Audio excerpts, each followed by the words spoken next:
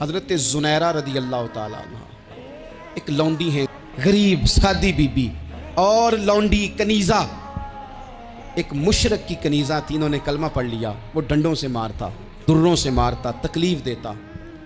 حضرت زنیرہ رضی اللہ تعالیٰ عنہ کو اتنا مارا، اتنا مارا،